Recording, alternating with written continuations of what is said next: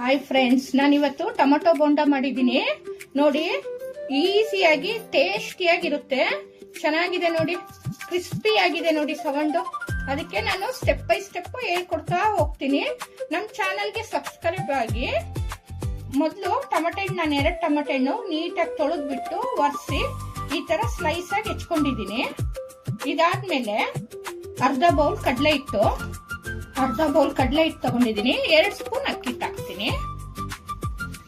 ರುಚಿ ತಕ್ಕಷ್ಟು ಉಪ್ಪು, ಸ್ವಲ್ಪ ಅರಿಶಿನ ಪುಡಿ, ಅರ್ಧ ಸ್ಪೂನ್ ಖಾರದ ಪುಡಿ, ಸ್ವಲ್ಪ ಓಮಿನ ಕಾಳು, ಸ್ವಲ್ಪ ಕೈಯಲ್ಲಿ ಈ ತರ ಉಜ್ಜಿಬಿಟ್ಟು ಹಾಕ್ತೀನಿ. 1/2 ಸ್ಪೂನ್ ಅಷ್ಟು ಇಂಗು, ಅರ್ಧ ಸ್ಪೂನ್ ಅಷ್ಟು ಸೋಡಾ. ಇದನ್ನ ನೀರ್ ಹಾಕ್ಬಿಟ್ಟು ಬೋಂಡ ಅದಕ್ಕೆ ಕಲಿಸ್ಕೊತೀನಿ.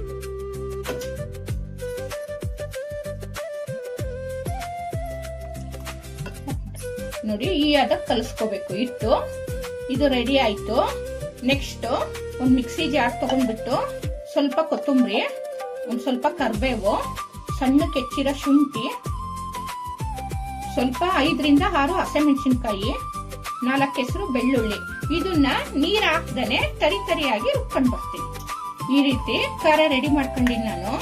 ಈ ಖಾರನ ಈ ತರ ಟೊಮೆಟೊ ಮೇಲೆ ಎಲ್ಲ ನೀಟಾಗಿ ಹಚ್ಕೋತೀನಿ.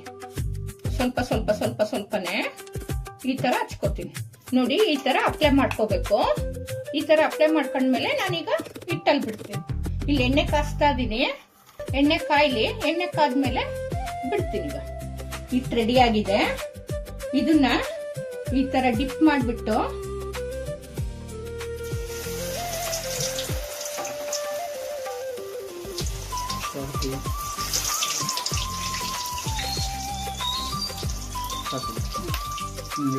ನೋಡಿ ಈ ತರ ಫ್ರೈ ಮಾಡ್ಬೇಕು.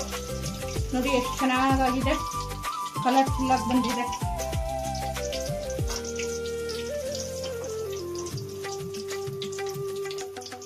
ನೋಡಿ, ಈಸಿಯಾಗಿ ಟೇಸ್ಟಿಯಾಗಿರುತ್ತೆ, ಚೆನ್ನಾಗಿದೆ ನೋಡಿ, ಕ್ರಿಸ್ಪಿ ಆಗಿದೆ ನೋಡಿ ಸೌಂಡು. ನಮ್ಮ ಚಾನಲ್ಗೆ ಸಬ್ಸ್ಕ್ರೈಬ್ ಆಗಿ. ಎಷ್ಟು ಚೆನ್ನಾಗಿದೆ ನೋಡಿ.